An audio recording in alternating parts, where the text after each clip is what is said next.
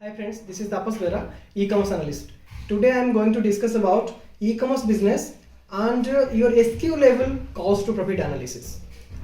Okay. सो मैं आज ये डिस्कस करूंगा कि आप ई कॉमर्स में बिजनेस करते हैं सारे पोर्टल में Amazon, Flipkart, Myntra, LimeRoad, Paytm, Tata click, तो आपके सारा एक एक प्रोडक्ट में क्या प्रॉफिटेबिलिटी आता है ये आपको ध्यान रखना बहुत ज़रूरी है, ना कि आपको बल्क में ध्यान रखना ज़रूरी है। काफ़ी सारे सेलर सेम गलतियाँ करते हैं, पूरा मंथ एंड में अपना कैलकुलेशन करते हैं कि मैंने 10,000 यूनिट भेजा था,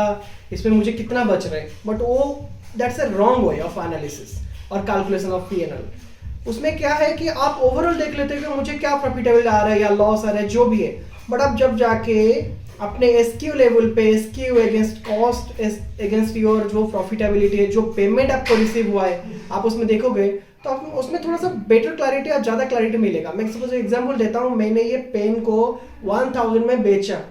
एक मिंत्रा पोर्टल में मैंने 1000 में पेन को मैंने बेचा और ये पेन में मुझे 1000 बाद मुझे मिल रहा है 600 रुपये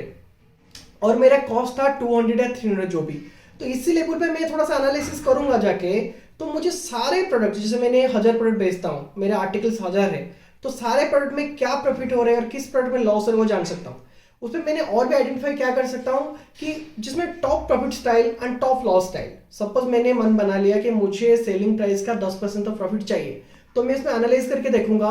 कि मुझे 10% प्रॉफिटेबिलिटी आ रहा है या नहीं आ रहा है, और जो प्रोडक्ट मुझे लॉस मेकिंग दे रहा है उसे मुझे बेचने क्या जरूरत है, सच में उतना बेचना जरूरत है, या मैं क्लियरेंस के लिए बेच रहा हूँ, या मैं क्यों बेच रहा हूँ। मुझे सपोज क्लियरेंस के लिए नहीं बेचना और मैंने कहीं ना कहीं रॉन्ग कैलकुलेशन कर दिया, मुझे पता चल गया कि नहीं इसमें मुझे लॉस हो रहा है, देन मुझे मेरा एसपी रिवाइज कर सकता हूँ। ठीक है, स्टिल उसमें एक चीज़ें और हम कर सकते हैं, जब हम ये एसक्यू लेवल पे एनालिसिस खत्म हो जाए, फिर मंथ एंड में देखेंगे हम रिटर्न पे हमारा कितना डिडक्शन गया, और ऐसा तो नहीं कुछ कहाँ रॉन्ग डिडक्शन गया, ये सारा का सारा चीज़ हम तब देख सकते हैं जब हम हर ऑर्डर लेवल पे, हर एसक्यू लेवल पे एनालिसिस करना शुरू करेंगे। सपोज हमारा 3000 ऑर्डर इस महीने में गया है, तो मुझे 3000 ऑर्डर के अगेंस्ट में पेमेंट, उसके सेलिंग प्राइस और उसके सारे के सारे डिडक्शंस और सारे के सारे प्रोडक्ट की कॉस्ट, रिटर्न पे मैं कॉस्ट 0 कर दूंगा क्योंकि वो रिटर्न मेरे पास आ गया वापसी,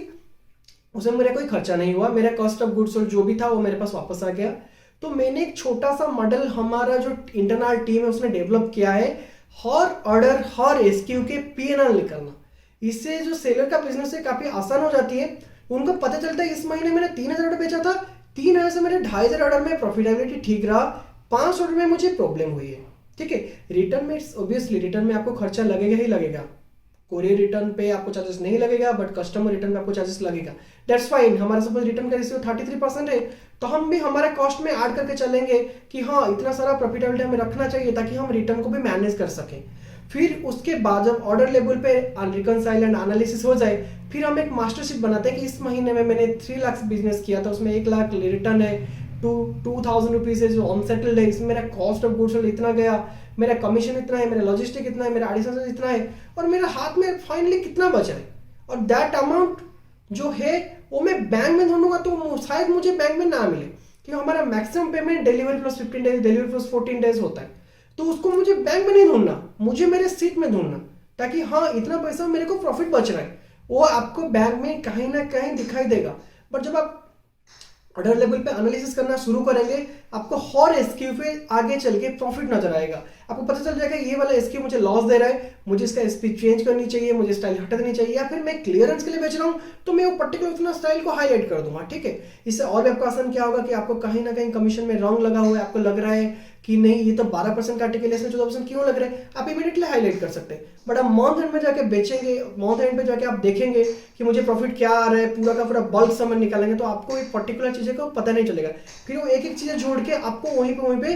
क्या होंगे, लूज पॉइंट्स होने लगेंगे, आपका वहीं पे होने लगेगा लॉसेस, वहीं से लॉसेस स्टार्ट हो गए, कुछ दिन के बाद पता चलेगा हाँ ये बिजनेस लॉस पे जा रहा है। और इसमें एक चीज़ जरूर पता चल जाएगा कि आप लॉस में हैं, आप ब्रेक इवन में हैं, या प्रॉफिट में हैं, या फिर आप बहुत ज़्यादा प्रॉफिट कमा रहे हैं। सपोज आपको लग रहा है कोई प्रोडक्ट में बहुत ज़्यादा प्रॉफिट लग रहा है, ठीक है, उस प्रोडक्ट का आप श्योरली सेलिंग प्राइस कम कीजिए या एडिशनल डिस्काउंट दीजिए, ताकि आपका सेल वहाँ पे डबल होने का चांसेस है, और वहाँ पे जो प्रोडक्ट आपको बहुत ज़्यादा प्रॉफिट दे रहा है, आगे चलकर उसको कस्टमर को पता चल जाती है इस प्रोडक्ट में नहीं, इसके सेलिंग प्राइस रॉन्ग है, इसको हमें नहीं खरीदना है। तो ये चीज़ को थोड़ा सा ध्यान देनी चाहिए, आप वही टाइम ध्यान दे पाएंगे जब अपनी कॉस्ट टू प्रॉफिट एनालिसिस शुरू करेंगे। आप इंटरनली अपने अकाउंट से ये चीज़ें करा सकते हैं। स्टिल आपको कोई भी प्रॉब्लम आ रहा है, हमारे इंटरनल टीम ने पूरा का पूरा एक्सेल में मॉडल डेवलप कर रखा है, सॉफ्टवेयर भी है, एवरीथिंग इज विद अस। तो आप हमारा हेल्प ले सकते हैं, हम आपको ये चीज़ें बना के दे सकते हैं। आपको कोई प्रॉब्लम होती है आप हमें कॉल कीजिए। ई कॉमर्स में कोई भी टैक्सेशन, पेमेंट रिकंसिलेशन, अकाउंटेंसी, कोई भी मैटर पे आप हमें कॉल कीजिए। हमारा नंबर है 9818958912। मेल आई डी है behratapos13@gmail.com और हमारा वेबसाइट है www.msfinance.in। स्काइप कर सकते हैं तापस बेहरा पिंटू। सो आपको जो भी प्रॉब्लम है, you are feel free to contact with us. Thank you.